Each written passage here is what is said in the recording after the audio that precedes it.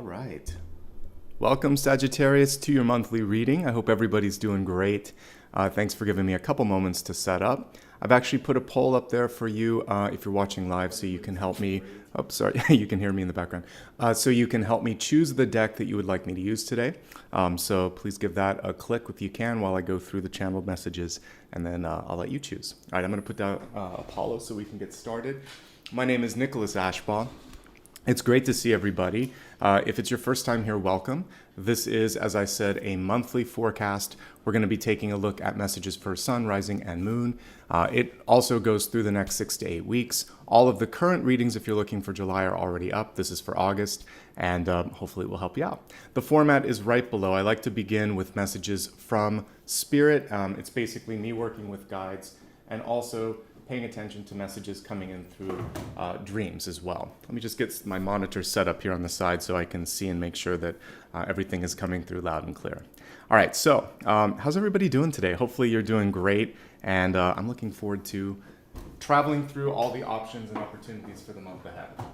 All right, so a couple quick notes and then we'll get straight into the reading. If you'd like to participate in today's discussion, you can do so by clicking the subscribe button. That also helps this channel grow, very close to a milestone. As soon as I get to 325,000 subscribers, I will do a Q&A, so we should get there within a month or so.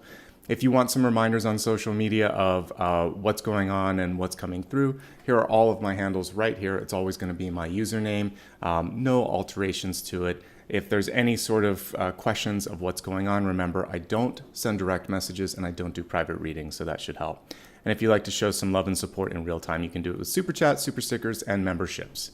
All right, let me give Apollo a little hug and then we'll get started here. He always gets settled into his bed until I do this. Hey, buddy, what's going on? I know. All right, all is well in the world of Apollo, and all is well in the world of us as well. Okay, so let's talk a little bit about what came through in dreams last night. So we're going straight into our channel messages for today. This is basically the beginning of the reading. This is where I work with my guides and yours, and basically show up as a reporter to tell you what I've been picking up on. So last night, what I was seeing in a large sort of way was this two symbols. One was a spark of energy, like if you're basically creating a fire from flint and a rock, and the other one was a door that was left open. And to me, these are actually auspicious symbols, although the door one requires a little bit more work, and we'll go into that in just a moment. So talking about the spark first. To me, this is absolutely connected to the Ace of Wands, and I think this is a really cool message.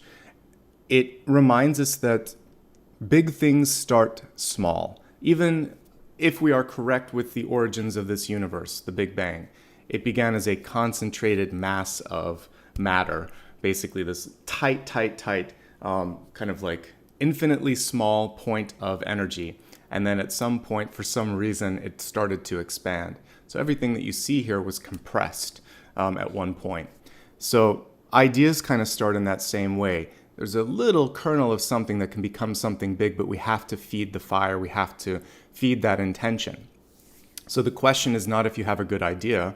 We all have many good ideas in any given day, but it's what you're going to do with it, and how much energy and how much belief and how much passion you're willing to put into it.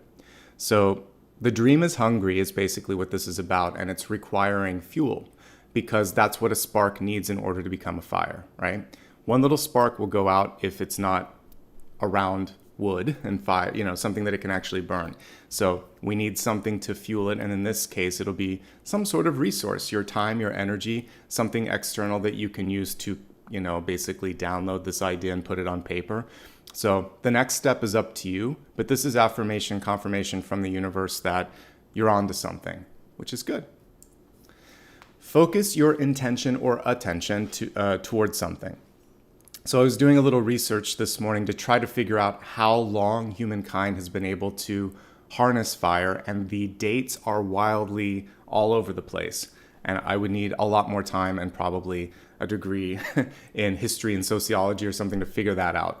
But I saw the range was like sometimes like 7,000 years or something I think it was something like that for the amount of time that we were able to kind of like harness it with great capability, up to 40,000 years or something like that for the amount of time that or maybe it was 40 million. It doesn't matter, but it's a very small fraction of the amount of time that we have existed on the planet. So there was a lot of time where we kind of in the dark ages, and then we started to figure things out. But it takes time and patience and tools. And even now in modern times, if you give someone steel and flint and then say, here's some twigs, make a fire, most of us can't do it. It's actually still, it's a technology, being able to harness that. And I was looking at all the things that you need. It's not a lot. Again, it's flint, steel, wood, and then air, of course, to kind of ignite it. It reminded me of the elements of the magician. The only thing that's missing is water, because I would think that flint and steel would constitute earth, wood would be fire, air would be air, obviously, and then you would keep water to the side to put it out. So it's basically all the elements of the magician. So the spark is also reminding you that you not only have a good idea, but you have the capacity to do it, but it takes practice, it takes patience, and it takes the proper assembly of everything. If you take the wood and try to move it against the flint, that's not going to work. You got to remove the right instruments and basically follow the instructions correctly. So knowledge, application, patience, all of those things are a part of this as well. And I've said this before, but it always bears repetition. The number one thing that either helps or hinders the magician card is focus. When the magician is focused, it is powerful. It can do anything it puts its mind to. When the magician energy or card is not focused, or if it's upside down, it usually shows attention or intention placed in the wrong places. And therefore, it's not as powerful, it's not as effective. Maybe it's even just sort of stalemating. So the message here I would say is do less, do fewer things, but do them better. Concentrate your efforts and detach from any external distractions. And then going back to the previous card, feed that one thing that really is inspiring you, that really makes you feel like I'm onto something. The next thing that I saw in dreams this morning was an open door, and it felt like it wasn't the front door, it was the back door. And to me, that represents something in the past. And I'm featuring one of the cards from one of the decks that you guys can vote on here, the Morgan Greer deck. So Four of Pentacles, showing that sometimes we hold on to what is predictable, what is safe, what we know, even though something else might be in front of us, something else might be calling. So are you in or are you out is basically what this message is about. Do you want to stay put, or do you want to move on and try something new and step into potentially unknown or unpredictable or ambiguous territory? Whenever we allow for growth to happen, we're always going to be stepping into some level of ambiguity, and there's some risk involved with it, but it can also be very exciting and very fulfilling. So there is change on the you're on the precipice of change, and it's right there in front of you. But the question is, are you ready? This is a limiting card by and large. It's a foundational card, but it's also a limiting card. It's telling me that usually what you've been doing or what you are looking over your shoulder at, it served its purpose. And now the question is, what can I put on top of that foundationally? Or can I release that and create a firmer foundation or go even higher? So that's really up to you. Once you've decided I'm ready, then things start to open up. Closing up loose ends is the other thing. It reminded me of needing to maybe close and lock that door. The Eight of Cups in tarot can be a card of returns.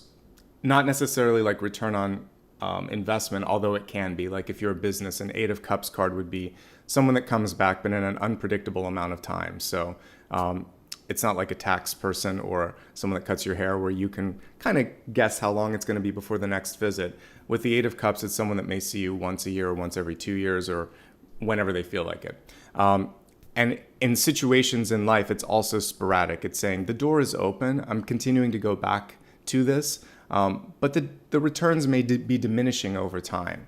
So it's also indicative of a cycle that probably wants to be released or broken, but there's something internal, and we talked about this here. It's a safety and predictability thing for many of us. So the door in the past and behind us is sort of cracked open. And whether you want to look at the Four of Pentacles or the Eight of Cups, it's a similar energy surrounding that. And it's basically saying, if there's anything that you feel like I need to fix, I wish I had a second chance to say or do this. I'm not ready to say goodbye to this yet. This is your chance to kind of close up those loose ends. And then also, if the thought is, if I let go of this, this will be it, you can kind of work through that and say, no, this is just the tip of the iceberg. That'll help you out.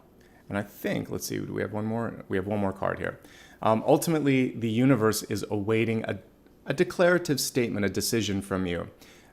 When we were doing our impromptu yesterday, I think someone was we were talking about limits and talking about manifestation. And with both of those sort of things, justice, belief in oneself is going to be important, because you have the power already to make a shift, to make something happen, but you have to really have a steady hand, a steady mind, and to really put that confidence into your actions and into your words. So state your intentions when you're ready, and the universe will step in and allow you to create this new balance, this new beginning. But you have to really feel it, want it, believe it, and then trust, let it go a little bit and trust that it's going to happen, right? So kind of beautiful, actually. We got all that from a spark and an open door. But anyway, I hope that resonates with all of you. Give it some time if it doesn't, because again, we're looking at the next 6 to 8 weeks here. So let's take a look and see what's in the lead. We have pretty much a tie between Aphrodite and Tarot de St. Croix. So I will probably use both of those. When I have a tie, I just kind of use them both. So when I'm within a point or two, let's end it. That's really close today. It's almost a three-way tie between Aphrodite, St. Croix, and Modern Witch. But Aphrodite is in the lead, and then I have a double tie. Okay, you guys really had a hard time deciding today, didn't you? That's okay. I'm going to try to feature from all three as best I can. But Aphrodite won for the main spread. So it's good. I haven't had this in many readings lately, and I kind of missed the deck too, because I think it's a beautifully colored deck. I like really bright colors and beautiful paintings, basically, that this illustrator did. All right, so let me get everything set up, make sure that I can see what's going on here. We'll get the camera zoomed in, and we're going to have a great reading today. Okay, give me a minute here just to get everything ready. All right, how's everybody doing? I said it earlier, hopefully you're doing great. Again, if you just joined, we're beginning the Celtic Cross, and you can look at this for Sun, Rising, Moon, Venus, any aspect of your chart that you'd like to see. A quick reminder that as we get into the forecast, we'll also have a special portion right towards the end where we focus on Sun, Rising, and Moon specific messages. But right now, just sit back, relax, enjoy, and let's see what the month is bringing through. We actually got a volunteer right off the bat.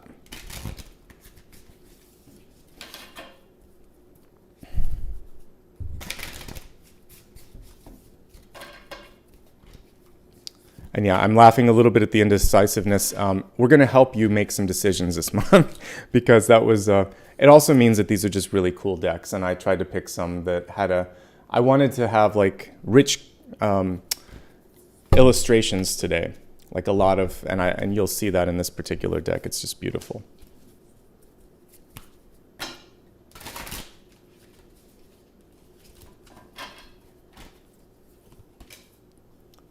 Zoom out a little bit more. This is a great deck, but it is larger, so we need more visual space so you can see everything.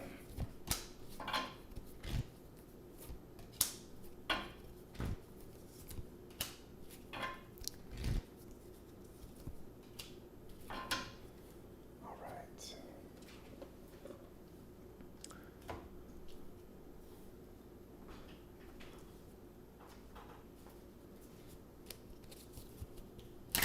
Just a quick programming note while I get everything set up here. Starting next month, I'll go back to my normal time. I'll be moving on August 1st, so I'm going to be taking Monday off, and I probably on August 31st will shift that Sunday collective to the day before so that I can pack, but it's a week away. Just wanted to give you guys a heads up that we'll have normal timing again, which should be good for particularly my folks in the Pacific time zone like me, or Hawaii. I know this has been crazy early.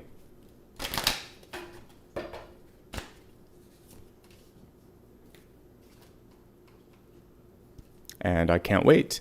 I really can't wait to be in the new space.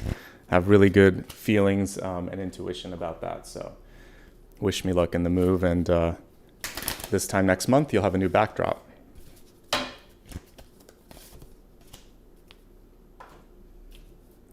Okay, beautiful, beautiful cards today, actually. Oh, again, somewhere down the line, I need to get a bigger table with some of these cards because they're just so lovely. Okay, so we're going to begin with your catalyst, which is spring. The card is reversed, but spring to me represents being able to enter into a fertile time, and we even see that. See your seeds grow, really nicely connected to the channeled messages earlier, like that spark that can take off, that can have that ability to spread or be abundant. Spring in reverse. Some of you may have, it's almost like you lost the spring in your step, and it could be because of a lack of inspiration, a lack of connection to what it is that you're doing or whomever you might be with. And so the spark that we were talking about is that sort of inspiration. And it's important to make sure that you can rekindle that or reconnect to that, because that is what's kind of fueling your internal furnace and fire and allowing you to go to the next step. This is also saying that if there was any sort of setback or slowdown, it's temporary.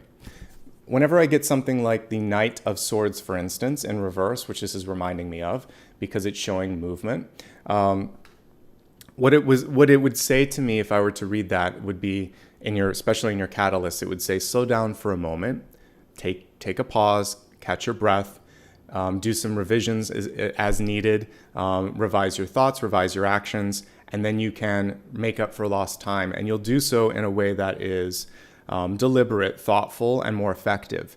Whenever we are faced with some sort of a slowdown, it's usually so that we can avoid tripping, falling, or kind of like going up against a dead end. And so that's all that this is right now. You will get a spring back in your step. You just need to sort of like slow down for this moment, realize we got a big rabbit here coming through. And if that were your totem today, I would say abundance is at hand.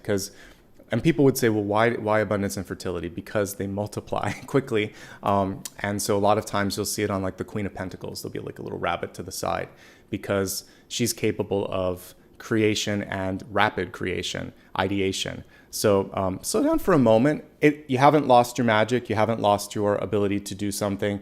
It's all going to be okay. Take some time to plant and nurture those seeds that we talked about, whatever it is that you're trying to put your time and energy into. So there you go. Let's move on to your center card.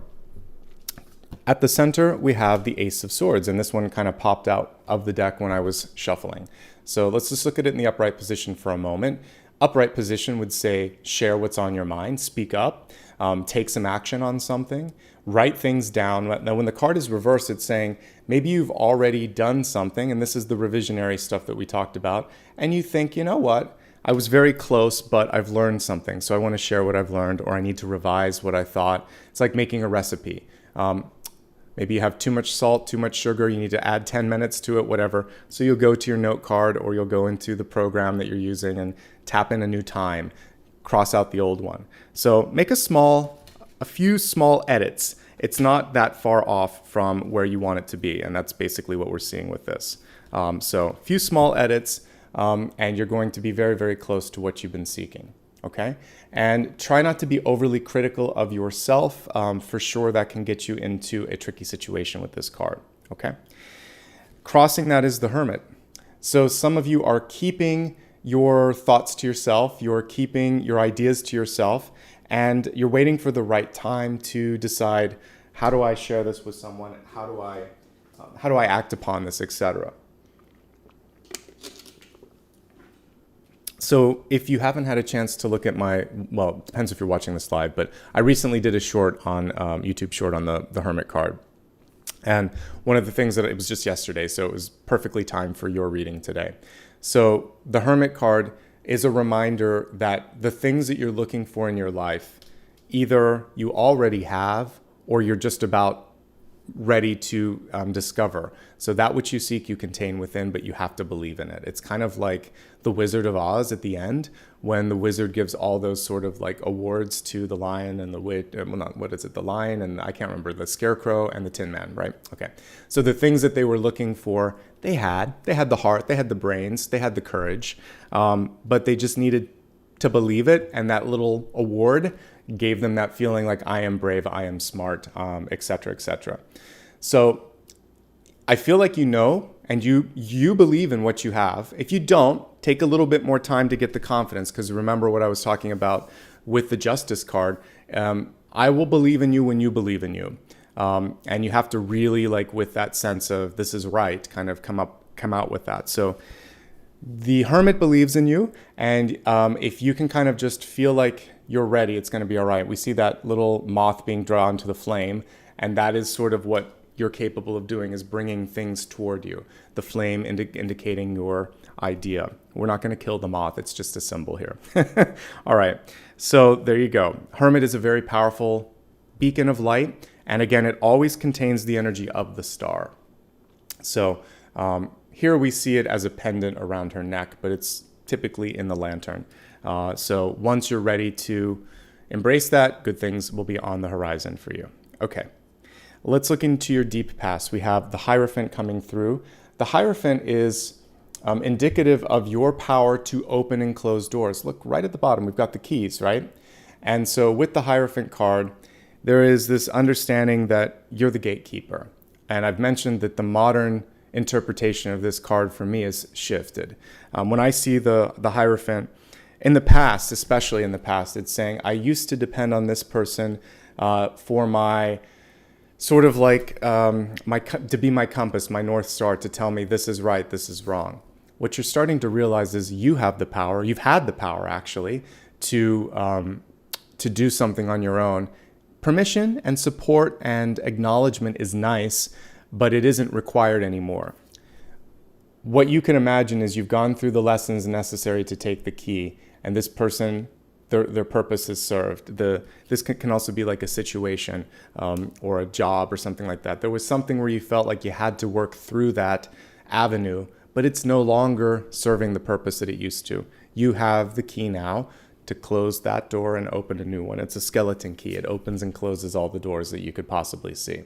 So that's the first message. The other is, if you were organized in the past and you're feeling a little bit out of sorts right now, which I'm seeing with 8 of Swords here, now is the time for you to lean into those organizational skills again and say to yourself, all right, let's put this down on paper. Let's sort this out. Like what really matters to me, what's really important.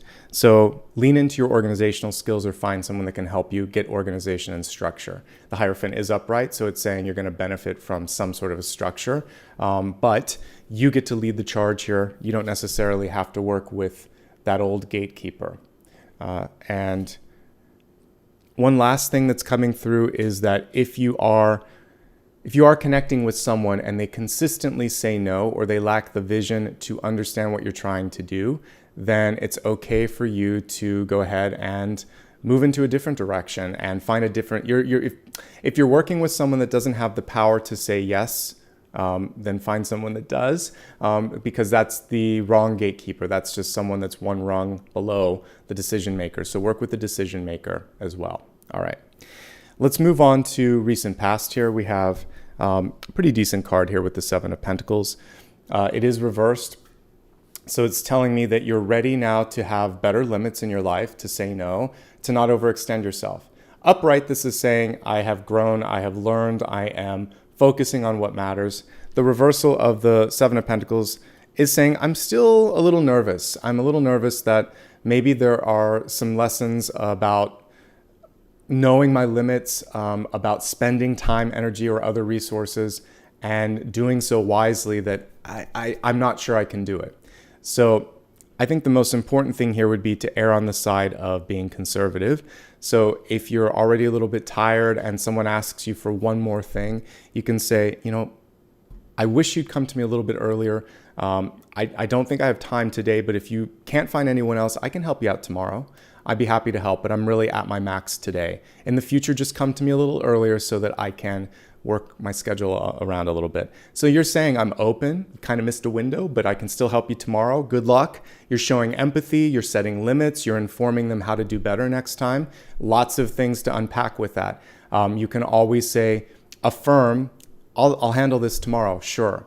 Not even saying I'm going to do it today. If they say I need it right now, say, well, I can't do it now, but if you can find someone else that can, great. Come back tomorrow. If not, I'm still here and I'm happy to help. There's a lot of ways that you can find that firm foundation and just stand your ground. And that's how you go from 7 of Pentacles to 8 of Pentacles. It's like, can't have everything right now. And you learn that lesson in the 6 of Pentacles, which is balancing time and scope and understanding limits and what's possible and what is not prudent, basically, okay? So that's my advice, is just stand your ground, show empathy, and if someone wants something right now, say then something has to give. What would you like to give? What would you like to go from this equation? Should I forget about this that we promised? Should I do less quality here? Or do you want me to just do this in a much more draft format? Because it can't all happen today. So the person then will have to be the decision maker, and they probably are going to keep certain things that they want. So put it right back on them. Say, okay, but what delegate then? Let's take this and give it to someone else. Okay, that's my advice with that. When it comes to money, don't overextend yourself. If you are looking at buying something or committing to a contract and it's just a little outside of your comfort zone, really crunch the numbers one more time and get a contingency in place just in case you're overreaching. All right. Let's take a look at what's going on in your headspace right now. The crowning position is the 4 of Cups, and I love this. This actually came through when we were doing yesterday's reading. This is about really tuning in so that you don't miss a hidden blessing or hidden opportunity. We see her in that sort of Zen yoga state so that she can tune out on the external noises that are possibly taking her attention away from something the universe is offering. It can also be an unrequited opportunity. So someone could be trying to get your attention because they're interested in dating you. They could be interested because they want to work with you. They may have an idea and they really want to get your read on it. But if you are kind of razor focused and have like horse blinders on, you can't pick up on these external cues. So this card always suggests take a moment, pause. That's why the rabbit was reversed. Pause and look around. Maybe that carrot that you're looking for is right there, and that basically it's dangling right in front of you. You don't have to dig into the ground so far. This is also a card where sometimes, no matter how much we achieve, it always seems like the grass is greener, that there's one more thing. So it also begs the question, like, when is enough enough? And are you sure that you haven't really sort of enjoyed this for all that it has to offer? So see your present situation as a blessing, look and see what other opportunities might be beckoning, and never feel like you have to compare yourself to other people because we don't know what's going on in their narrative. We're just seeing their projection, and there could be a lot more to the story, okay? So someone already asked about, if you join at the beginning, it actually says right here, Sun, Rising, Moon, Venus, any aspect of your chart. And then we're going to have a specific piece for Sun, Rising, and Moon later. So just a quick reminder for those who joined late. Okay, let's look at what's going on in the near future here. We have the 8 of Swords. And the 8 of Swords is ambiguity, the unknown, and sometimes the fear that comes with it. Because of what's going on here, it feels like the fear could be something that holds you back. And when I'm looking at the center cards, I think you're actually in a really good trajectory, plus this. So we're going to work at alleviating some of the Swords cards here and helping you find your power, okay? So, 8 of Swords. One thing that I would say with both the 8 and you actually got the 2 of Swords as well is it's about opening your eyes and looking at what's in front of you. Sometimes we want to just brush something under the rug and hope that it goes away, like an ache and a pain in the body, but then sometimes it gets worse, right?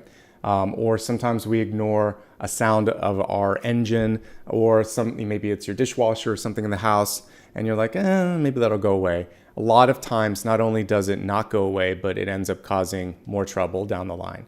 So be proactive and pay attention to warning signs or possibilities, like positive things, so that you can maximize this moment. Reduce any sort of long-term stress or issues, and then fix it and get on to the next thing. And that's basically what I see with this. Don't paint yourself into a corner. Sometimes we feel like it's all or nothing, and that's a very limiting thought. Like, if I can't have this, then I don't want to try anything else. And you're just sort of like closing off. So the way to neutralize or to open up this card is simply to take the blinders off. She's actually not in a prison, and almost any of the Eight of Swords that you look at, the person won't be in a prison. They can just go this way or that way, or just step right through them. There's a fear of being trapped, but not a reality of being trapped. So take the blinders off, look around, and try something. Take one of those swords and do something with it, basically. So there we go. Looking now at what's coloring or flavoring this moment in time, we have the Three of Swords showing up where your heart, where your soul, where your ego is. And so you need time to repair. Some of you are dissatisfied. Could be with a relationship, could be with your job. There's something presently where you think, I worked really hard.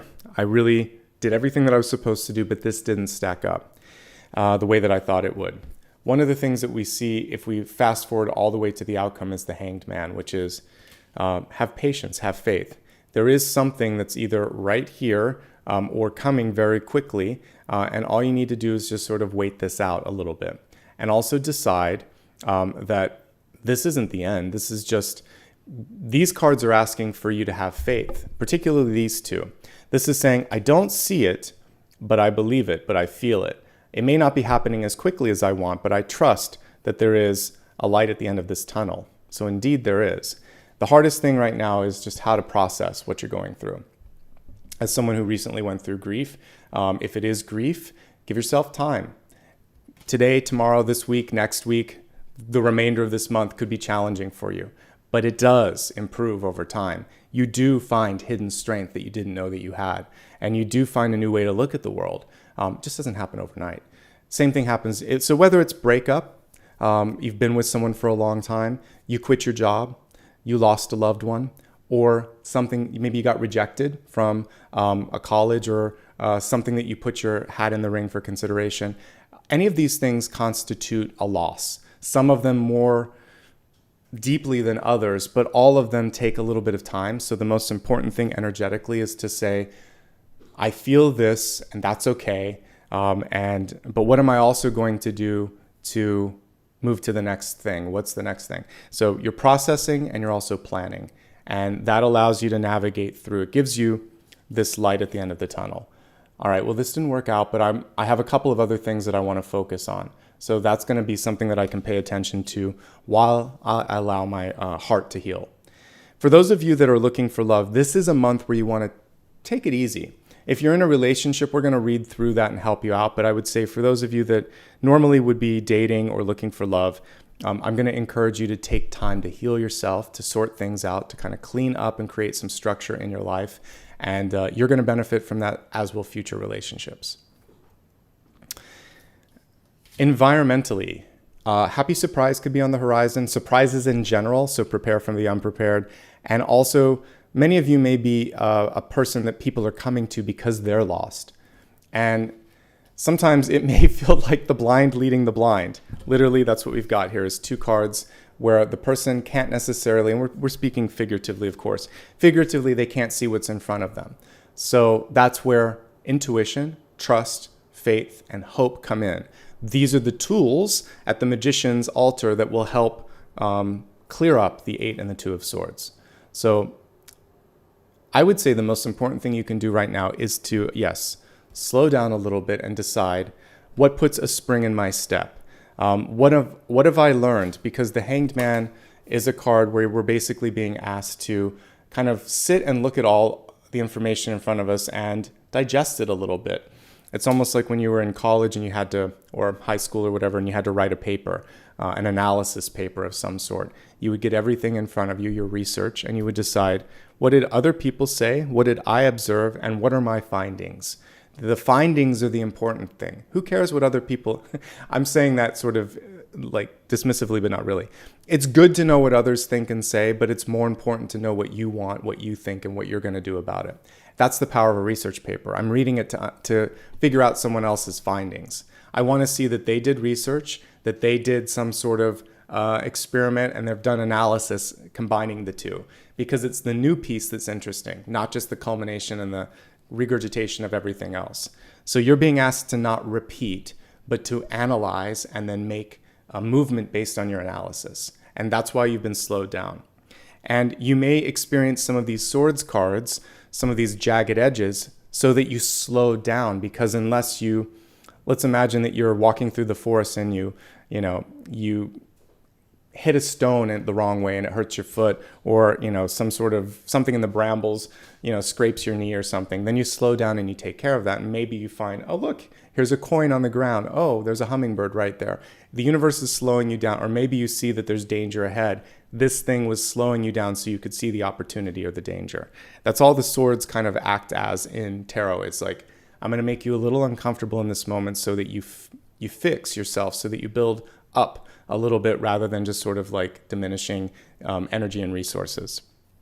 So all cards, especially the difficult ones, and we as tarot readers learn to appreciate them, they come through with a purpose. And eventually what you decide, especially this, I'm unhappy enough that I want to get out of this situation. 3 of Swords will do it. 10 of Swords will do it. Tower will do it for sure. And there's a choice that's empowering eventually, which is, I'm done with this.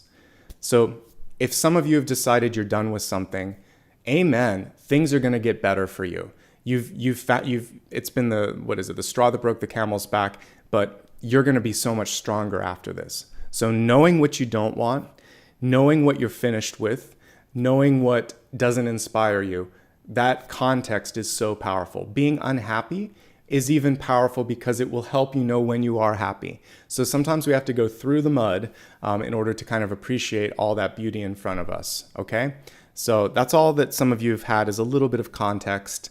But I do see a really, really great card here in Hope, Spheres, and Possibilities. So we have Judgment. Judgment is the phoenix rising from the ashes. Judgment is the open door that leads to expansion in the world card. It's the penultimate card, second to the last. And you're somewhere on that stairwell. You might be at the beginning, you might be near the end. But ultimately, what we see is a light at the end of the tunnel.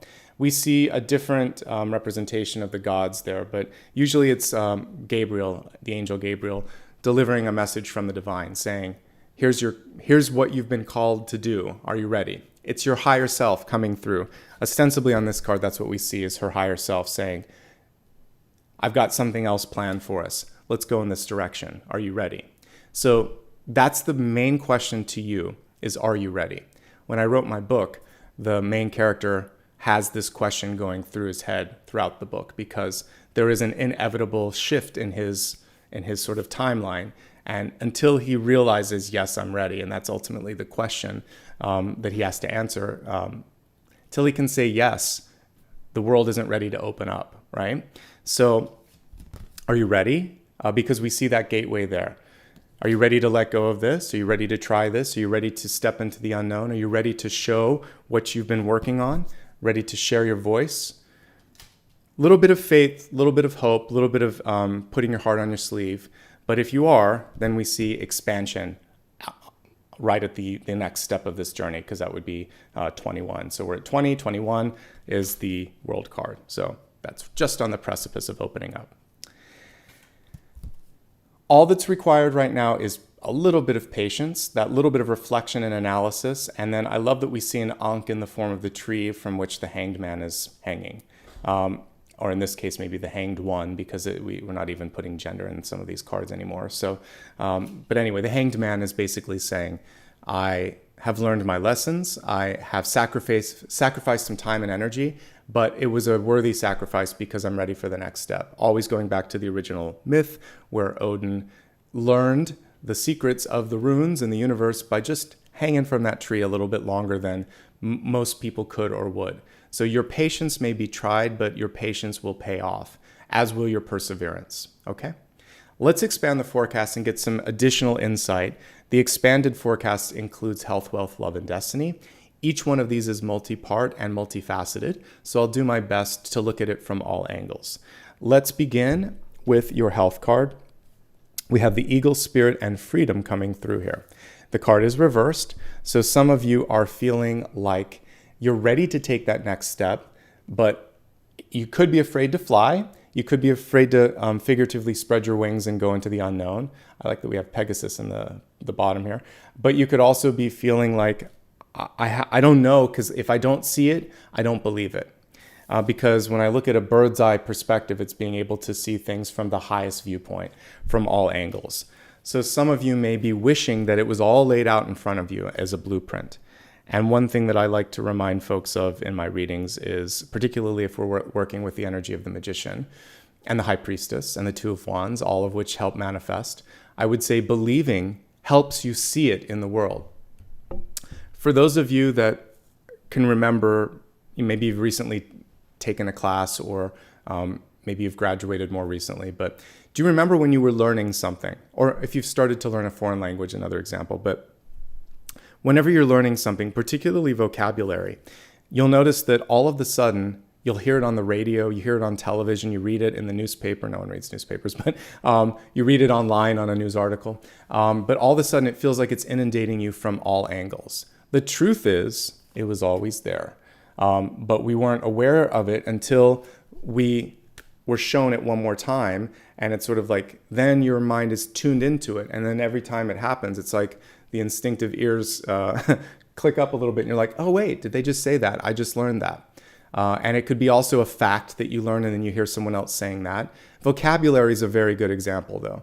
Or, interestingly enough, like sometimes this happens to me. I want to hear a song on my in my song library on either Spotify or iTunes or whatever, and I'll pull it up and I listen to it. And then maybe while I'm at a coffee shop or at the grocery store, then I hear it playing that same day or the day later. I'm like, I just was thinking about that. And it might be something from like 10 or 15 years ago. So your attention is attuned to it. You may not have heard that otherwise, but all of a sudden it feels like something's following you. So part of that is just intention, attention, and belief. So if you can see it, then you'll start seeing it around you. You'll start seeing doors open up. They've always been there, but you have to believe that you can open them to allow that to happen. So this freedom of, if I get out of this job, if I get out of this relationship, if I step out of this living situation, will I be okay? I want the freedom, but I'm afraid. Think instead, I'm a powerful being capable of manifesting, and I am ready to open the door that's going to allow me to be free and to be empowered. Show me the way, universe. I did something like that when I was manifesting my new place.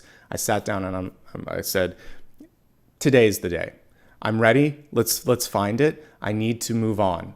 I've waited long enough, and I'm living in the tower. So let's make this happen. And I sat there, not like demanding it. I was just very ready. And I'm like, show me. Worked through my hands, worked through the keywords in my head. And it was like the third or fourth thing that I stumbled upon. So if you're ready, then the universe will show you the passage that's always been there. So say that you're ready. Open yourself up. Don't do it a demanding or a needy way. Just say, I'm really ready. I'm excited about finding this next thing.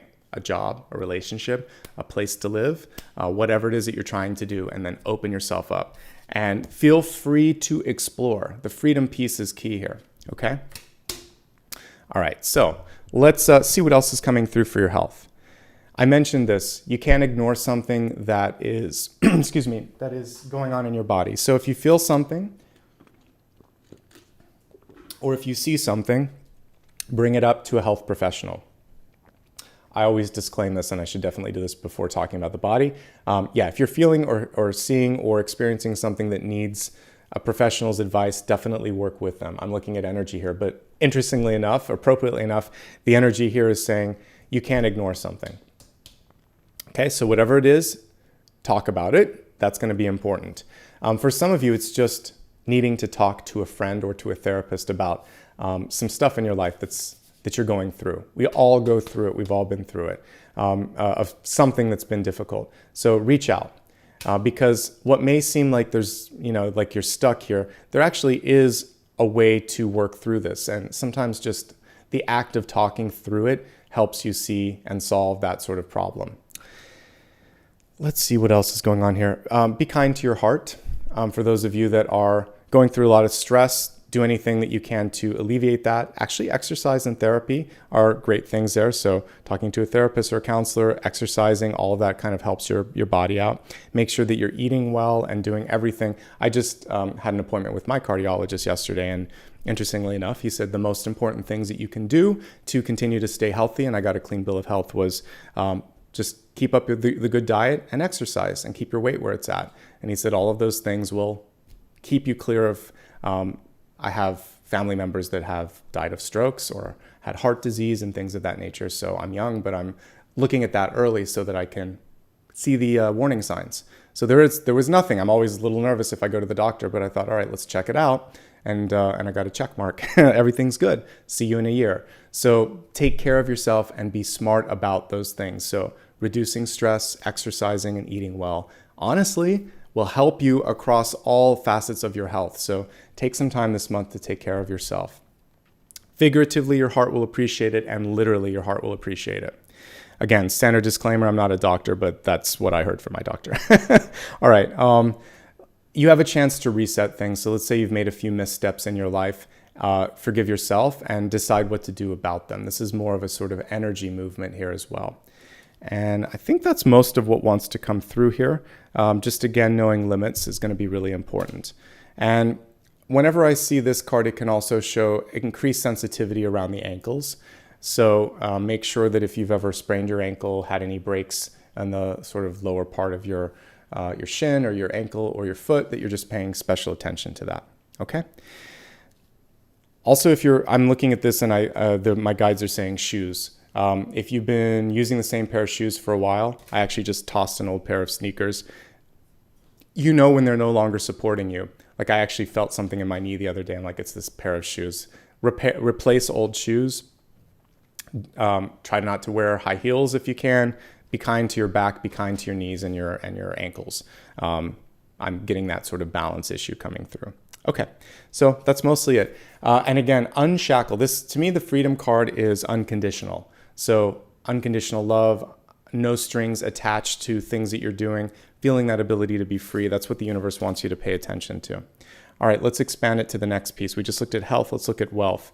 It's the Magician, invocation and ceremony. That is the Magician card. She has an altar. She has all the materials in front of it. This is believing in yourself. This is seeing something before it manifests in the real world. Later, recognizing that you've done the work to help manifest it. And indeed, you can and you will. The most important thing for you right now is to believe in your power or reclaim your power. Since this is in wealth, this is saying for some of you, maybe you've let go of that habit of creation. I look at ceremony and I think of something that you need to do in a sort of repeated way in order to gain knowledge and acumen. Perfection is not necessarily the right word, but acumen, being able to do it well and do it well almost on command. So yeah, you can go back to school, you can study something, you can just get back into something that really makes you feel like this is what I want to do, this is what I'm good at. So if you do that, then you're going to reap rewards in that area. When I look at your finances right now, they're okay. I'll take the Seven of Pentacles. I prefer the Eight of Pentacles. I'd even prefer the Six of Pentacles on some levels, because the Six knows its limits and the Eight is in a really good place. So the Seven we talked about, it's just don't overextend. How can you improve this? If you are negotiating a salary, negotiate a little bit more.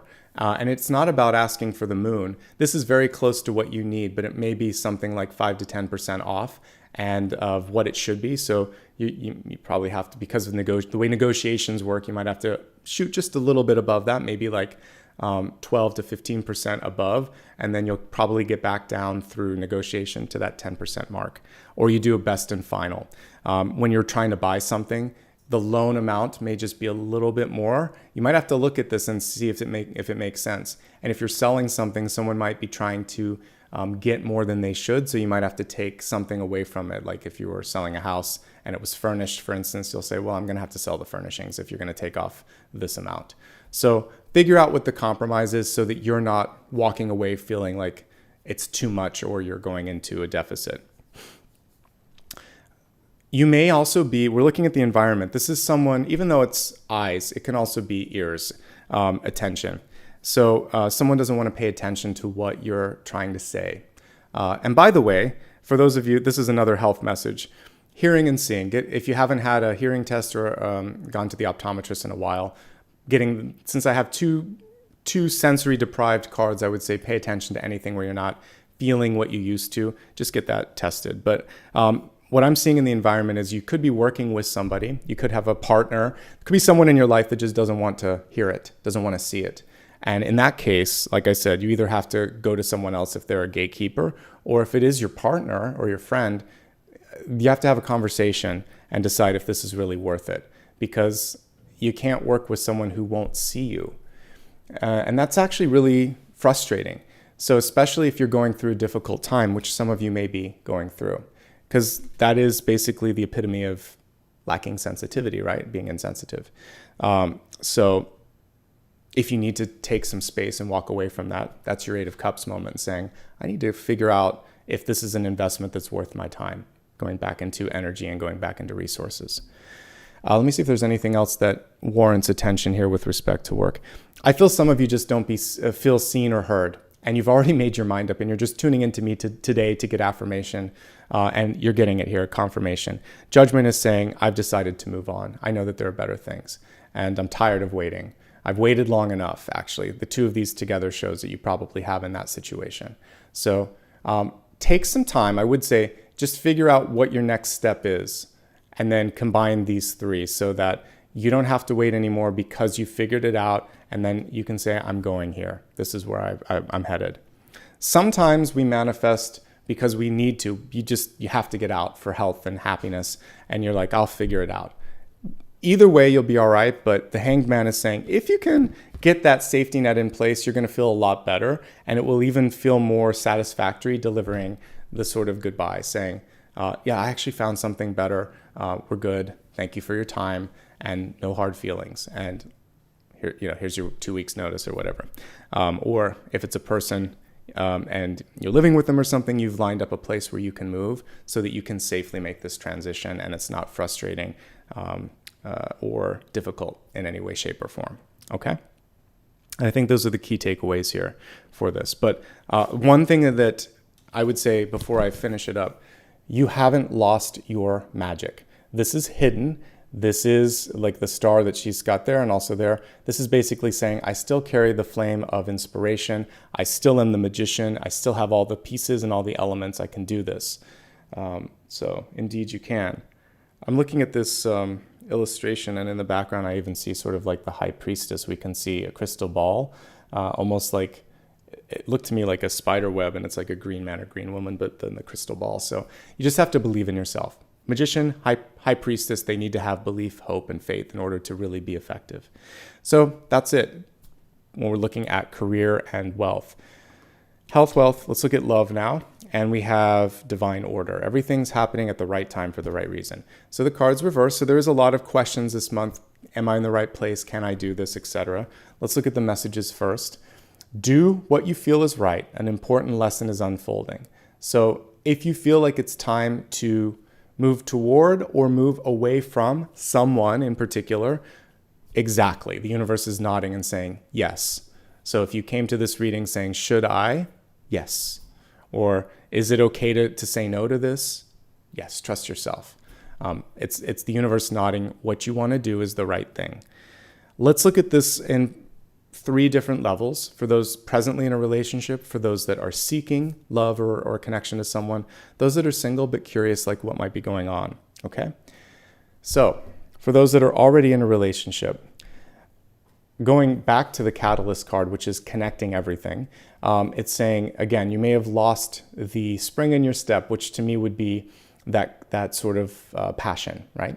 So one of the things that you might be looking at is how to reconnect or whether or not you want to reconnect.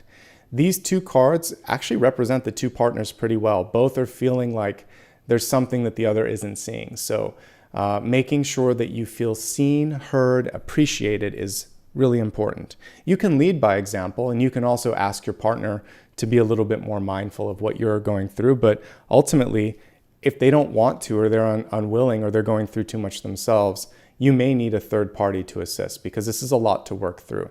This is usually indicative of moving on. So if it's an argument, the cards are indicating that there's not going to be a clear winner in this argument. So the choice here is to either walk away from that argument, move on to the next thing, or decide that this maybe is more than enough. This is the kind of straw that we talked about, and you've decided that.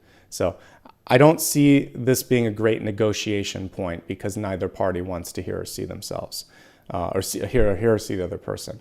I do think it's important to use your voice. If you don't like this and you think you need to move beyond it, then that's fine, but realize that I do see a lot of stubbornness going on here. So you may be the one that's moving the needle forward and moving into a different direction. And as long as that's okay with you, then the cards here are supporting that. If everything's hunky-dory, I think that there's, and it could be for some of you, everything's feeling good. One thing that I'm seeing here is a little bit of stagnation, and is a little bit of not sort of like maybe embracing every moment, because this can be sleepwalking, right? Kind of like a zombie. So the cards are coming through to kind of wake you up and say, change it up a little bit, do something different, and have some fun. And if there is something going on that isn't good, work with that as well. Talk about that so that you can get to the next best part of this. The two future cards, near future and outcome, to me, some of you aren't ready to let go yet, so you have to sort out this. And again, for this, I feel like you might need a little bit of assistance and maybe a little bit of distance, maybe changing things up a little bit. So I think there's some healing to be done.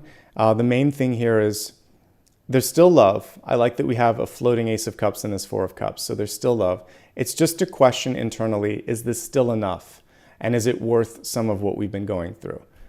So you've got some decisions to make in current relationships. One thing that might be causing some of this could actually all just be over money. and this seems to be a common theme over the past couple months, but arguing about how to spend time or money, and I definitely see a stalemate there. So if there's a way that you can bring in some of your own resources or go to a different person, that's probably advisable here, because the partner isn't budging on something for some reason with that. Okay, so that's what I'm picking up here. And again, it feels like there's a different perspective. There's a different way to look at this or go about this. And if you decide to go on your own or go in your own direction, you're also supported there. This may not be the month to solve some sort of an issue. I think the most important thing is to help the partner heal first and heal yourself first. Then you can talk about some of these issues. So again, this is probably something where it would be better to talk to a friend or talk to a professional. Now, if you're looking for love this month, you're calling in a past life relationship, a deep soulmate. This deep soulmate is coming through. If they come through now, they're going to teach you. If you work on yourself, they can just be a partner for you. The lessons both of you are learning are basically what we just kind of talked about, which is seeing yourself, seeing others, and figuring out how to find balance there. Not putting yourself above everyone and not feeling like everyone else has to be above you. Finding that perfect perfect balance, there's no better way to say it, between your needs and others. And you don't have to, they're not exclusive. You don't have to sacrifice one for the other. And this partner's coming through with that lesson. Like, we don't have to fight it out. And when I succeed, that doesn't mean you fail. It means we succeed together.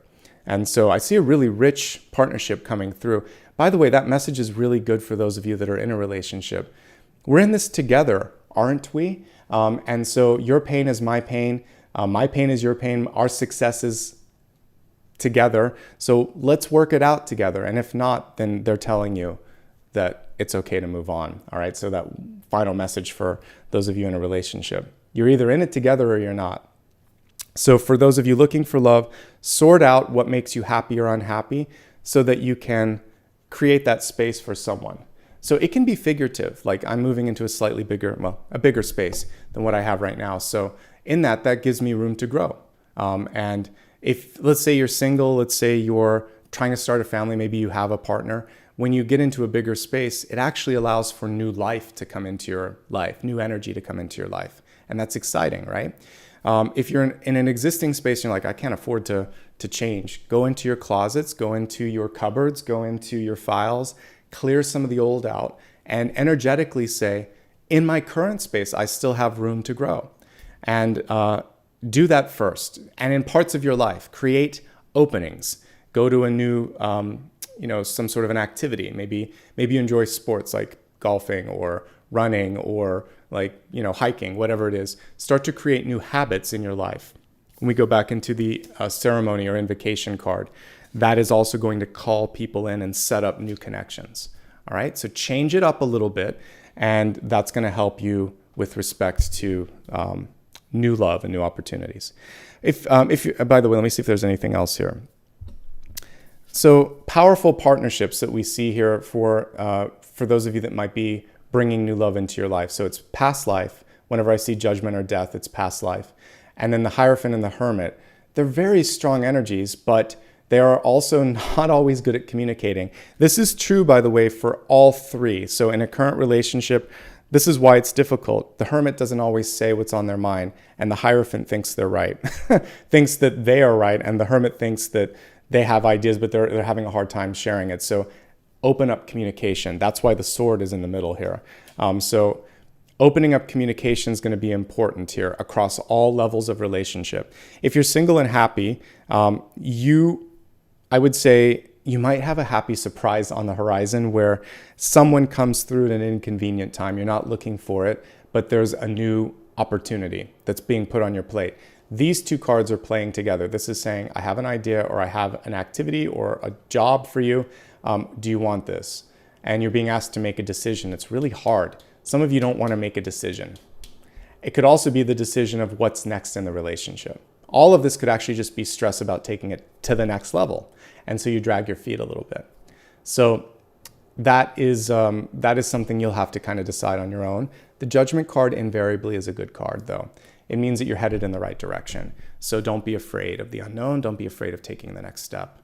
It's okay. All right. Let's look at your Destiny card. Destiny, as I read it, is something that you can shift or mold or change as needed. And we have another reversal here, but it says savor your life. So some of you are just pushing the fast forward button a little bit. And the universe is saying, have some fun with passion and pleasure. So doing something that you like, spending time with someone that you love, increasing that sort of focus on intimacy and relationships, all of the above, all the aforementioned. And that's what this is about. Slow down. The grass isn't always greener. There's something to really love about where you're at in this moment in time. So all of the cards showing slowing down just a little bit and having some fun, they all come through in a nice way with that. So what you're looking for is closer than you think. What you're looking for is within, going back to the card that was crossing the center. Okay?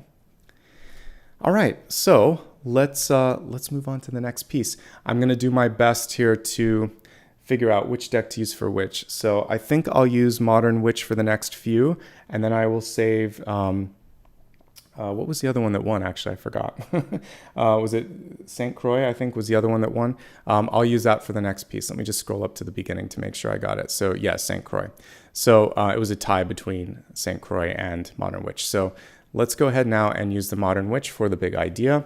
Big idea is going to be your one thing that you can pay attention to that's going to help you spring in the right direction. So let's see. How is all of this contained? What's the umbrella over top of all of this? All right, so we have the Six of Swords. Very interesting card. So your key to success right now is movement. As long as you are moving, as long as you are continuing that process of going to the next step, then things are going to be okay. The Six of Swords is a mourning card as well. It's one of 3 cards that can indicate death. 3 or 4. So you've got the Judgment card, which shows the end of something and a beginning of something new. Death can be obviously a death card. 4 of Swords can be a death card. The 6 of Swords can be a death card. Death can be a death card. There's a lot of different things showing change and movement. The 6 of Swords is good because it's moving on. So the universe right now is saying it's time to move on, time to move up, move out. Movement in general. However that applies to you, that's the message here. So upward movement, external movement, expansion from within, releasing pain from the past as well. It can and it will get better. Give yourself time. 6 months is actually a pretty good amount of time for that. So come the end of the year, December and January, what I'm seeing here is you'll almost feel like precisely like a different person. It's shedding your skin and stepping into a brand new you, okay? So that's exciting. Focus on what's ahead. The best is yet to come is basically what the Six of Swords is saying. And you'll get there in exactly the right time that you're supposed to get there. Beautiful message. Let's focus on the blessings and blocks.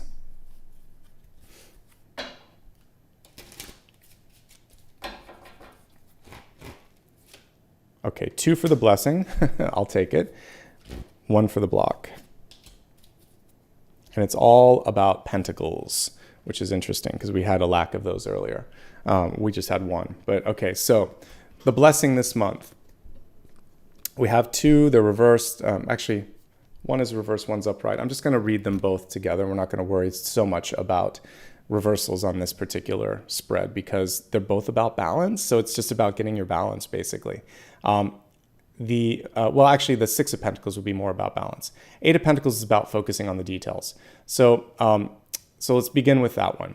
With the 8 of Pentacles, if you really love what you're doing and what you're experiencing this moment in time, the returns on it will be so exponential that it will surprise you because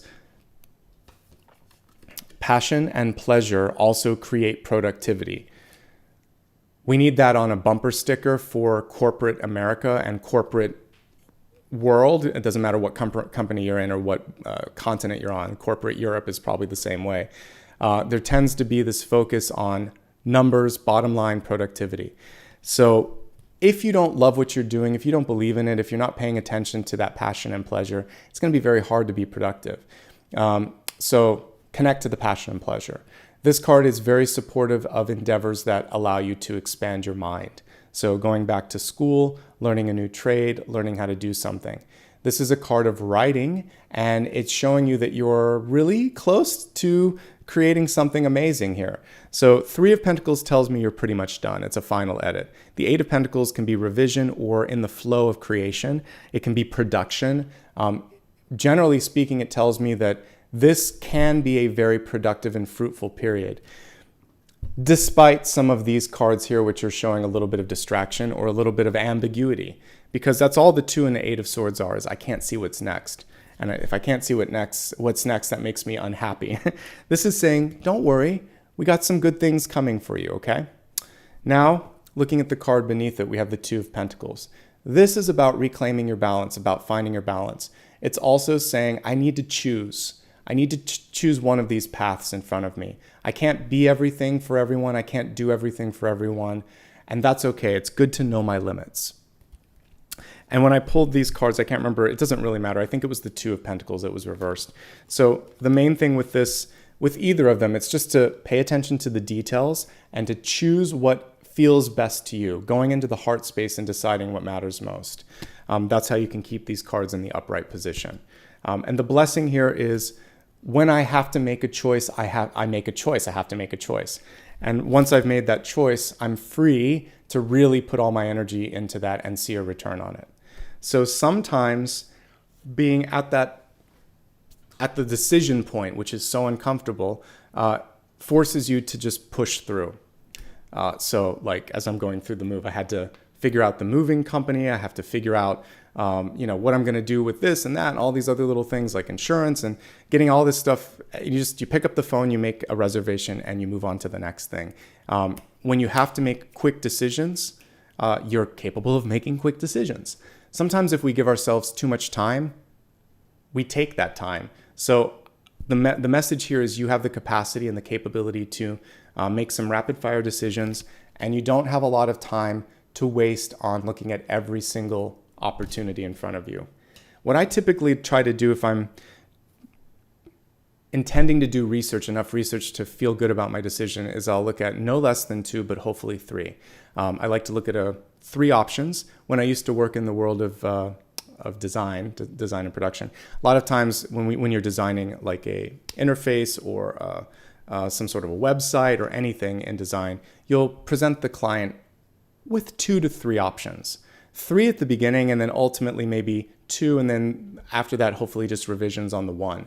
You go down like an inverted pyramid. But if you've had 2 or 3 options and you can at least see what the pool of opportunities are out there, then you know that this was the best I could do with my time and energy at that point in time, and whatever happens, happens. So give yourself that sort of thing, and you may have to choose between 2 options that are equally weighted, and you're just going to then go into intuition and whoever's available first. Okay? So let the universe kind of show up for you in a way that makes sense. Sometimes numerology will play a role as well. So I got confirmation recently in something that I had to make a decision on because there were all these 7s in their phone number as well. So when they said, oh yeah, if you have any other questions, here's the number, and there was like 6 7s in the number, I was like, okay, I made the right choice. 7's a lucky number for me. So I knew that was the one too. That was the universe nodding, saying, stop freaking out, move on to the next thing. All right, so look for signs and symbols, they abound. You're gonna be fine, and once you make your decision, you're gonna be very, very productive. Make the decision and then focus. Focus again being your word of the day. With the focus comes your power. What's blocking you? You have a hard time asking for what you need in your life. I talked about the Queen of Pentacles. She has a little rabbit here. We're being asked to slow down for just a moment and focus on you. Take care of yourself, nurture yourself, do whatever you need to feel good in this moment in time so that you can then return that energy for others. Ultimately, this card is one of the best queen cards that you can pick up. The 2 best queens are the Queen of Wands and the Queen of Pentacles. Queen of Wands because she can think her way through any problem. Queen of Pentacles because she has the Midas touch. Every queen has her great energy. Queen of Swords, of course, the power of voice and action, and then Cups, the ability to kind of just be empathetic and passionate and loving. But if you have to pick, I would say my 2 favorite queen cards would be the Queen of Pentacles and Queen of Wands, because in a spread, I'm not worried when I see them. I'm like, there's a ton of resources available, or people really believe in me, or I have this sort of nurturing energy, because the Queen of Pentacles has all of that. She is the eternal mother. She is a fruitful card, like whatever she touches, she sees a return on that energy, and things happen quickly. The rabbit. So the Queen of Wands can think through anything, but the Queen of Pentacles can make it happen like that. So when you take care of yourself, when you invest a little in something that you care about, you're going to see a rapid return on that. Okay? So you might feel blocked because it's hard to ask, but don't be afraid to ask. Okay? That's where your power is. All right. Let's move on to the viewers and readers' choice next. So for this, we're going to look at some cards that could be blocking us and figure out how to unblock them. And I'm going to choose some things that I feel like we need to look at. All right, let me grab my keyboard and let's put the cards here in the corner so we can look at them together. So I want to work with the, I think it would be good to kind of look at the 8 and the 2 of Swords. I'll put that as one option. So how to see past barriers. How to see... Actually, okay, there's a few things, because these, so I'm going to put it this way, comfort with ambiguity, and then that's basically just the unknown. So finding comfort despite the unknown, asking for whatever it is that you need, asking for whatever, basically finding the courage to do so. And let's see. Rekindling the passion, and it could be the passion in work and love, etc. And I think that's enough for you to vote on. And while you're doing that, let me see what else I want to focus on. So I'm putting that poll out there for you. You know what? A lot of what we're looking at today centers on timing, like waiting just long enough but not too long. Making a decision, figuring out what to do. So I'm going to say, like, give us an indication as to timing. Is it right now, or what will help you be a little bit clearer on the timing? So reader's choice surrounding timing. What's the message around the time? to do something. Oh, I love tarot. Tarot is amazing. All right, so we got no less than 2 hanged mans here. So wait a little bit. Wait a little bit. And I like how they call this the hanged one as well. So yeah, the hanged one basically saying in this moment in time, don't rush. So almost, but wait one more moment to get final confirmation, a little more resources, a little more clarification. There could also be something where you're just not ready internally yet. So the main thing that you have to do is get to a point where you truly internally believe what it is that you're about to do or say or create in your life. You have everything that's necessary. You have it. But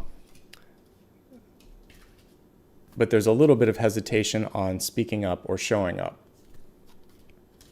So we get now that the time isn't right this moment in time. Thank you, Hanged One. I'm going to ask, what should you do? I'm going to clarify this. I very rarely do it on this, but I'm going to clarify it and say, so what should you do about that? How long or what do you need to do to break through the Hanged Man? Give it 2 or 3 days before the next movement is kind of going to be opening up to you. The cool thing with the 3 of Wands is that which you seek is already starting to come into your life. It's happening within, but in 2 to 3 days, you'll get an external validation of, yes, okay, I feel good about it because on some level I can see it and I'm starting to sense it, and that makes me feel more comfortable. It feels like you still want external validation. So the short answer is to trust yourself, and when you feel better within, it'll naturally start to happen externally. But in 2 to 3 days, there should start to see some movement. For those of you that are truly stubborn, it could be 2 to 3 weeks, but we're looking at no less than the end of this month. So 2 to 3 days, 2 to 3 weeks, depending on how open you are and also what's coming through with the signs and symbols. But the 3 can be 3 days or 3 weeks, but not more than that. It's pretty fast and pretty imminent. I love 3 of Wands because it is a confirmation that things are going to be okay. Okay? Let's see what you chose for me. For those of you that are mentioning like finances, it could even spread out to 3 months, but it's not a lot. I wouldn't go much beyond that. 3 is fat. The 3 of Wands is very fast. So 3 days, 3 weeks, 3 months, whatever feels best for you, but a multiple of 3. All right, let's see. You've chosen comfort with ambiguity. It's a really good choice, folks. That was 57% in the lead. So let's take a look at how you can be uncomfortable with what we saw here, the 8 and the 2 of Swords. Knowing that you need to move forward, but maybe not knowing exactly how, exactly when. Hold on a second, as some of the cards decided to follow to the side. Let's reshuffle. Comfort with ambiguity, viewer's choice. What should we be focusing on? All right.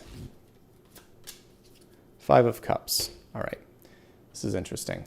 Both the 5 and the 4 of Cups indicate you missing something. So what I'm seeing here is that the reason you went through some challenges, the reason things might be not exactly working out the way you thought, is because it's revealing someone that's really there for you. The 5 of Cups almost invariably has 2 cups upright. Sometimes they choose to put 3, but usually it's 2. And so what happens here is, let's say it's one of your most challenging moments. There could be something going on financially, professionally, or personally, and it's really rocking your world. And sometimes it's a combination of these things. You, in this moment in time, find someone or realize who you can lean on the most, and they're there for you, and they don't care that it's kind of messy, that your life is messy. So when your life is the most inconvenient, the messiest, the least sort of like brag-worthy, and someone still likes you and someone's still there for you, then that's one thing to really focus on. It was all happening to kind of reveal your secret star in your corner that's always been there for you. So some of you are, what I'm seeing here is, don't give up, because somebody has always seen your potential. They will continue to be your champion in the good times as well. And that was what this was all about for you. This is also a shifting of perspective. So when something doesn't work, this is basically saying, pay attention to where the energy leads you. It's kind of like magnets. If you put them in the wrong way, they push each other away. Otherwise, they flip around and they're attracted. So if you are facing energy that repels you or pushes you away, keep moving until you feel the attractive force. You're facing the wrong direction and you have to move. Ironically, interestingly enough, if it were two magnets and the magnet were just to flip around, it would go exactly towards what it was seeking originally. So this card is saying when you're just about ready to let go of something, or you could take it or leave it, when you're relaxed a little bit, then the other thing is sort of saying, well, wait a second, come back here. Are you interested or not? So sometimes all you need to do is move and start to explore new options, because that opens it makes it easier for the other energy to be around you, and it opens that door up wider. So just explore other options in front of you and go towards the one that feels the best. If you've been interviewing for a job, and this has happened to me before, and it's over 3 or 4 times. I've had a few different experiences where it's like 5 or 6 different interviews. They didn't work out. And even if I ended up working at those companies, I don't think I would have wanted to, because it shouldn't take that many back and forths. It's kind of like dating someone too. If you keep dating someone and it's been months and you're still not sure where you're at, that's an indication that there's something off. So don't force the energy. Don't force the connection. Find a connection that feels really natural and happens with minimal sort of friction, and then things are going to be good. So ambiguity is there to make you go within. So if you can't see it, feel it. Does it feel right? And if it doesn't feel right, then you're supposed to go towards what feels right. That which went wrong before isn't necessarily going to go wrong in the future. And so you're not stuck. So this is basically saying, I know you're not getting immediate indications of success, but do you feel good about it? Is this what you love? Is this what you like? If you do, then you're learning the lesson here. Just focus on what you like, what you can control, and know that when you're in that energy of passion and pleasure, then you start to attract again. So don't get upset. Don't be discouraged. Don't lose faith.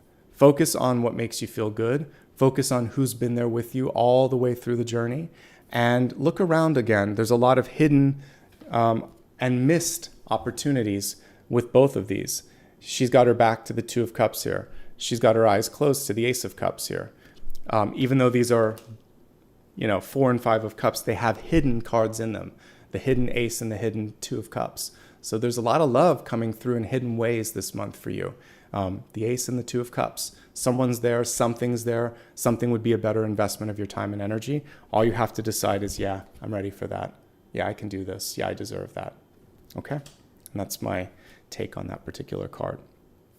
All right, we're going to put Modern Witch to the side, and we're going to take a look now at Tarot of St. Croix, and we're going to use this for the, Sun, Rising, and Moon. So the Sun, Rising, and Moon is a new portion of my reading where I just drill a little bit deeper into the energy for those different aspects of your chart, since most people that cross-watch would look at those 3 different things. So let's give this deck a good shuffle and see what's coming through for Sun, Rising, and Moon.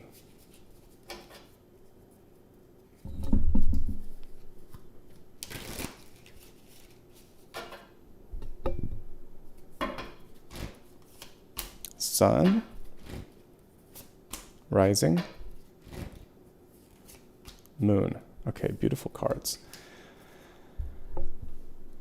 All right, so for the messages surrounding the sun sign, we have the Queen of Swords. So for those of you that are born under the sign of Sagittarius, this is for you. Queen of Swords, of course, being all about speaking your mind. I love that we sort of see, we see Medusa here. This is probably like Perseus. This looks to me like the myth around that. Anyway, so what I see with this is you have this way of defeating or moving through something that seems impossible to you or impossible to someone else. So what you have to do is kind of like really believe in your potential, and if there are naysayers around you, show them a way. Even though this is a declarative card and an action-based card, it's also, as I'm looking at Medusa right there on his sort of crest, or on her crest there, it's saying, yeah, but I'm going to have to show them a different way. I'm going to have to stop them in their tracks and show them something that was unexpected. So walk the walk, talk the talk, but really embody what it is that you're trying to do right now. So, you're in the spotlight and in many ways here, but you're going to be fine. Some people are visual, some people are verbal learners. So I just feel like you have to combine the two things.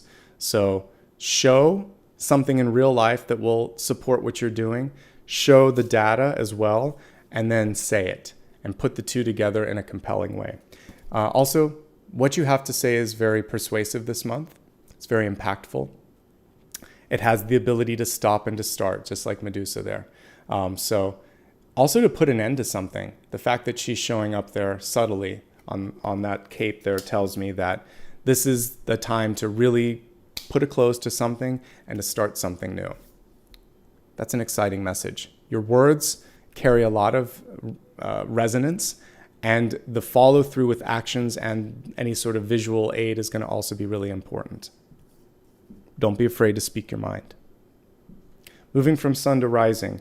It's interesting. I decided to rewatch because it's been forever. So I'm looking at Outlander season 1 because I remembered it was good. And the first episode's actually quite good, surprisingly. And one of the things that happens in the first episode is the reading of tea leaves. And she also reads her palm. And she sees like two love lines, all this scattered energy, and it's kind of interesting. Sometimes when we see something initially, it's difficult to figure out. We know something's going to happen, but it's hard to understand how it's going to fall to place.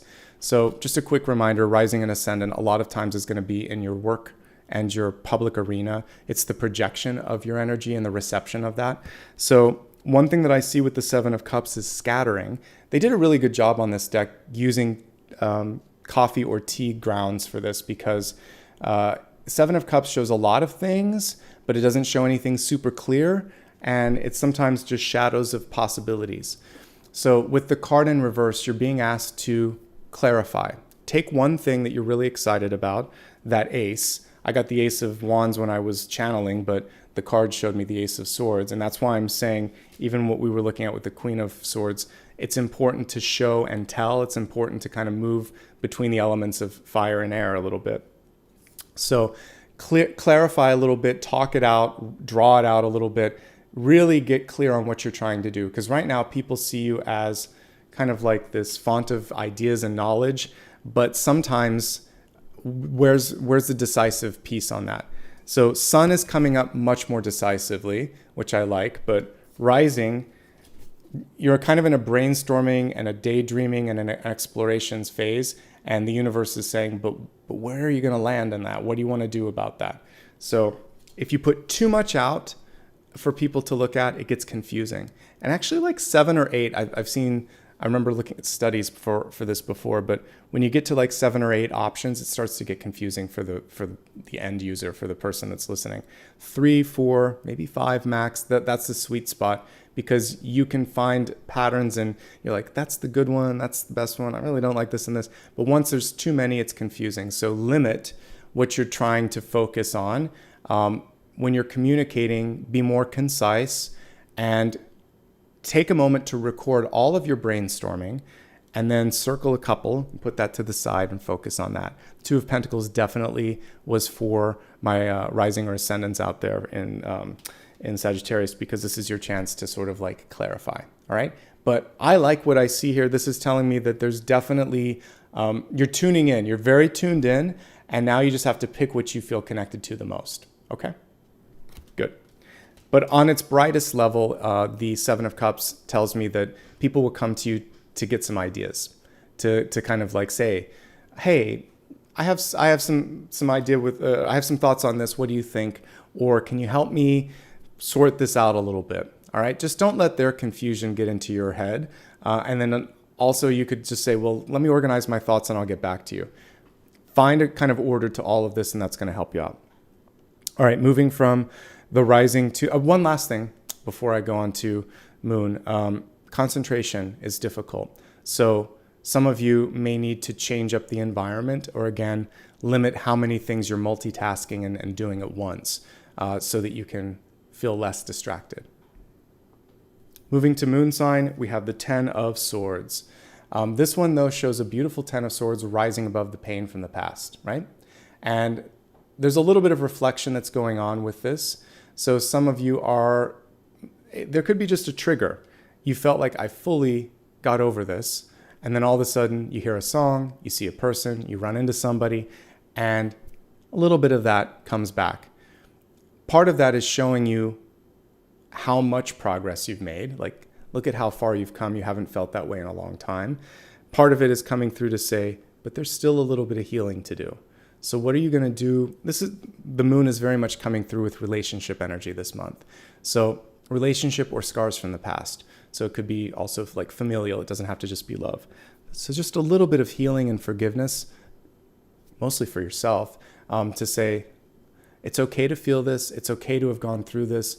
Yes, I wish I could have changed things, but look at how much stronger I am now. Look at how much better I feel now. And it's okay. Basically, that's all you have to do is love and accept yourself. There's always a new day dawning with this card. This one almost looks like the moment right before dawn, like right before the sun is rising, where that blue light is showing up on the horizon. A traditional Ten of Swords, you would see a lot of carnage, but then you would see a new day dawning amidst all of that. There's always light, even in the darker cards. So focusing on that. Here we go. So see the new day in the background? So the clouds are lifting. Yes, you went through a lot. And yes, this moment feels a little bit painful, but it's punctuated. It's shorter than it was last time. And it's coming through to remind you of what's to come. Something better is to come. Something more beautiful is to come. And this is the exciting part of the journey. Okay. Couple of last notes, and then we'll move on to the final part of this reading. Avoid taking the bait. If someone tries to trigger you emotionally and you know that it's not going to end up well, that you'll spill some words, say some things, this time around, just decide to walk the other way. You don't have to do that. You've learned the lesson there. If they say something and it hurts and you know that it's just not going to go anywhere again, it's better just to say, this is why we're not together. This is why I moved on. Goodbye. Move in the other direction. There's no 5, 7, and 10 of Swords. There's really no advantage in trying to change that person's mind or argue with them. And if you are in a really negative situation, this is the final straw. The 10 of Swords comes through to say, if you haven't believed up until this point that it's time for a shift or a movement, it's time for a shift or movement. But for the rest of you, I just see this 10 of Swords as being a punctuated remembrance or moment that's saying it's time to move on, it's time to move up, it's time to elevate. Because that's what she's doing in this. She's moving towards ascension. Take care of your back, take care of any residual pain or any chronic pain as well in your body. Okay? Before we move on to the next portion, a reminder to simply hit the subscribe button and help us get to that next milestone. If you have been a long-time viewer and haven't done that, it helps the channel more than you believe, understand, and so please help me out there if you can. If you'd like a reminder of upcoming videos, please follow me on social. Here's my handles. Remember, of course, that I don't use direct messages and I don't offer private readings, so that's a great way to sort out who's real and who's not. If you'd like to show support, you can do that as well. We're getting ready now for the meditation today. I'm going to keep using the new singing bowl throughout this month just to kind of speed things up at this portion. Plus, I really like the sound of the bowl, so we'll be using that today. And what I'd like to focus on, let's look at the cards real quick as we get ready for the meditation. Well, I like this Judgment card. I really like how she's walking towards an open door. So let's imagine that you're ready and willing to close a chapter in your past and you're ready to open up that new door in the future. Okay? So get into a comfortably seated position. Close your eyes if you can, if you're listening to this at home. Otherwise, just hang around for a minute or two and then we'll get into your final card. Before we meditate, write down that question that you have for me and I'll pull an extra card at the end for that. In the meantime, close your eyes, take a nice deep breath. On the exhale, let go of any sort of tension that you might be holding in your neck, shoulder, or back. Let it go. Relax. For those of you that are tired or exhausted and you feel like you might need to yawn, you can stretch a little bit. Just get all of those sort of like wrinkles out of your body, out of your energy. Imagine now that you are standing, as we see in this beautiful card, at the foot of this beautiful staircase. And around you and behind you, You see your present, you see your past.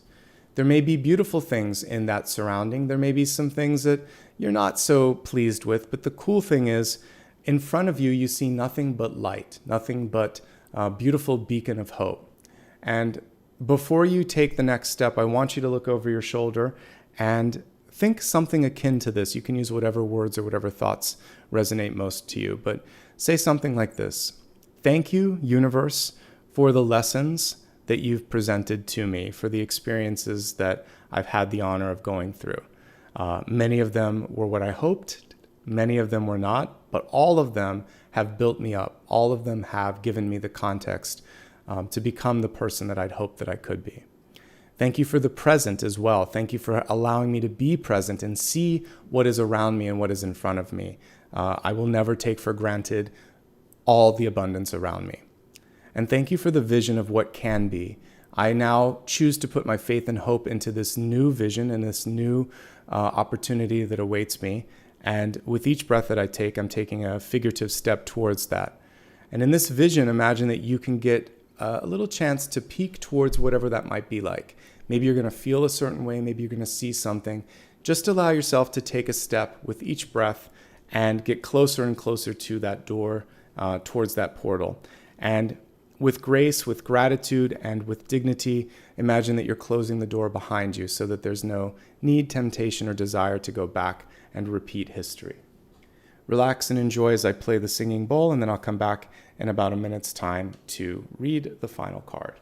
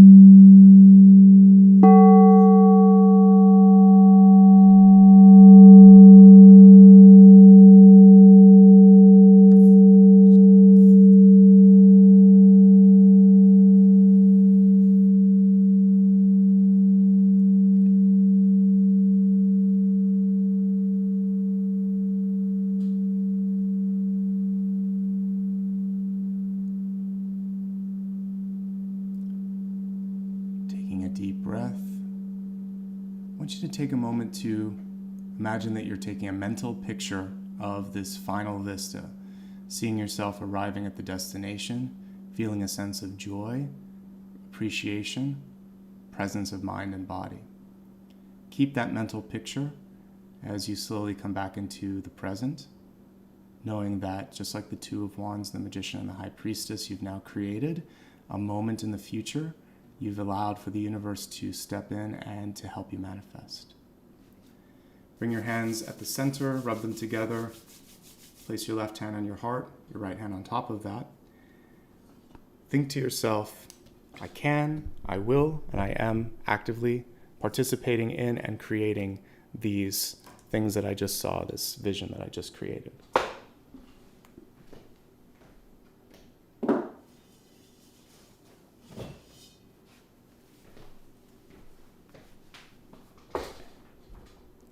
And now it's time for the final card.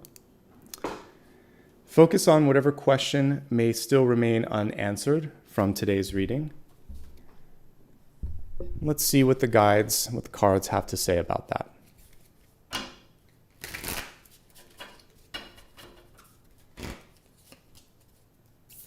what a gorgeous card to come through. So this is actually on the cover of the deck here. We got the Sun card. The Sun card was reversed when I pulled it up. So a reversal of the Sun card is saying, I am reclaiming my power and my connection to Source. I'm deciding to have fun with the inner child. I'm reconnecting. I am reimagining what's possible. It's also saying this is a chance to rebirth, to have a rebirthing sort of energy as well. I love also how it's almost like she's grasping that ray of sunshine and saying, I am, all the stuff that we said at the end, I am ready, I am willing, I am capable. You are basically in that present and present tense of creating, not just like a future and not I wish I could have. It's I am. And that's why I am is so powerful. Not I want to be, because that's a future. I am doing this. This is what I'm going to do today to make that happen. So all of that is coming through. The Sun is also one of my favorite cards because it puts you in a place of power. It's a central magnet. It's a glue. It's a gravity card. Just as it is in our solar system, it is in your life. And when you're putting that energy within, you're basically saying, I'm going to build up my light and my frequency. If there's anyone around you that is taking too much or is having a hard time being there the way that they need to be there, this is basically saying, I see that and I'm no longer going to allow that to happen because it's taking more of my energy than I want it to. As a yes, no, this is a yes with a caveat. It's yes as long as this is for my highest good and my highest light, as long as I'm not giving more than I'm receiving, as long as I'm not feeling like I'm giving up too much, basically, because this is about birthing, release, and expansion, and it is about control. So it's one of the cards of power in tarot. The Sun and the Star are very powerful cards, and they're not meant to sort of be in the back. So as long as you are in a position of power, autonomy, and balance, then yes. Then yes. If not, then it's a chance for you to take your power back and to move it in a different direction. Beautiful card. And again, it's actually what Lisa put on the cover of her deck here. So this is the deck that I was using. So she liked it enough to make it the cover card. I like it as well. Sunflowers are really cool, by the way, as the final symbol here, because they help us always, like there's helio something, I forget what it's called, but they follow the light of the sun. So a sunflower will move back and forth until it gets to the stage that it's just a seed pod. But basically, it always follows the light. So one piece of advice is to follow the highest frequency, the light. Focus on that, and that kind of goes back to the meditation, the judgment card. Okay? Powerful reading today. Yes, some of you are moving through some ambiguity or through some discomfort, but everything that I see is bringing you towards abundance. It's just really sort of like a fork in your road as well. Phototropism, thank you. But yeah, it's a cool sort of trait, and it's a great piece of advice, which is to say, follow the light, follow the higher energy, and that won't lead you astray. Okay. That, my friends, brings today's reading to a close. I have the live schedule on my website. It's been a while since I've been able to put this because I've been trying to figure things out. This weekend, by the way, this Sunday, I will have my 7-day weekly forecast, so please tune in on Sunday. Next week, I'll be wrapping up all the rest of the signs, so Capricorn on Monday, and on Thursday and Friday, it will be Aquarius and Pisces. I think I'm going to do the weekly collective next week, so that'll be on the 30th. For the last, like going into the next month, 1 day early, because I'm going to need to pack my boxes and everything behind me needs to be in boxes on Sunday. So, but that'll be the following week. This weekend, it's the same old. So for the 23rd, for Sunday the 23rd, same time. But the weekend after that, I'll probably do it on the 29th instead of the 30th. So more to come. You can check out my website and also check out my main YouTube page for that. Thank you so much for your patience. I do appreciate that. If you haven't subscribed already, please do that. I want to say thanks right now for everyone that's given back. So give me a couple moments to do that. All right. Hope you all enjoyed this reading. I saw someone earlier asking what is my favorite deck. I don't know if I have one, but I will tell you my go-to deck, which is different. My go-to deck is this, the Radiant Rider-Waite, because it's like I learned with Rider-Waite-Smith, and I think everything goes back to this. So I like that one because they've gone through and illustrated all the cards. I have it in small and in larger sizes.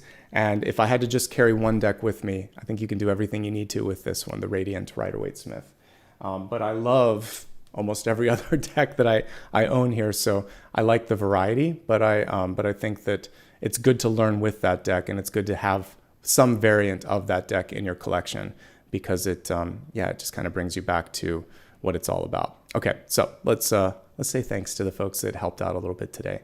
Starting with the new members, I'd like to say thank you to Destiny Fontaine, rejoining after 9 months. So thank you so much. Jennifer Bazerman, I think it is. Thank you so much. Brand new member. Good to have you part of the family here as well. Rachel Remick, thank you for rejoining after 10 months. And then I saw these two have joined probably overnight, but 369 Tarot, brand new member. Vea, thank you as well, brand new member. Angela, rejoining after 10 months as well. And let's see here, Lillian Morgan, a brand new Star Channel member. And Isha Marie becoming a galactic one as well. Thank you so much. Those extra levels help me out more than you realize, and they help me buy some new decks. Let's see if I missed anyone else. I think that's it. So we had a lot that did it overnight, probably from my collective yesterday. All right, and now let me say thanks to those of you that gave back with super stickers and super chat. Let's see who's here today. Okay, so kicking things off, we have Leslie Billimer, I think it is. Thank you so much for your initial contribution. Alexandra Stewart, Aphrodite Goddess 369, good to have you here as well. And thanks. I think I just saw you as a member too. Thank you so much. And then Lillian, much appreciation for all of you for being present. Good to have you here. And again, I'm hopefully going to do some more fun things for the members in the months to come. I think on the bonus ones, I'll start taking some questions like I did, even beyond the milestones, because it's taking a while to get to milestones and I want to give back to members in a way. So I'll probably do that at least once a month, where I say, hey, what are you going through right now? And I'll focus some of those bonus ones on some of your issues, because I didn't get overwhelmed and it was just enough. All right, everyone, take care. Again, I'm going to be doing multiple readings over the next few days, and it'll be a busy next week, but join me on Sunday, Monday, Thursday, Friday, and probably next Saturday instead of Sunday. So good to see you. Hope to see you for as many of those as you can make. And then I'll probably be returning the following week on a Wednesday, because I'm going to need to move on Monday, and my internet connection will be set up on Tuesday the 2nd. So it'll probably be the 3rd of August when I return, and I'll try to do my dailies that I've been doing, or maybe a really brief one of just saying, hey, I made it. But we'll go back into the regular sort of crunch of production Wednesday, Thursday, Friday of next week. All right, until then, lots of love. I'm sorry, the week after. I'll be live all of next week. So I'm going to try to put those videos up on the main page so that you can set reminders. And in the meantime, lots of love and light. Hope you're having a good one. And I will see you on the weekend, on Sunday. This Sunday, the 23rd, right? All right. No, sorry. Today's the 22nd. Let's see. This Sunday, the 24th. I will see you. All right. Take care. Bye-bye.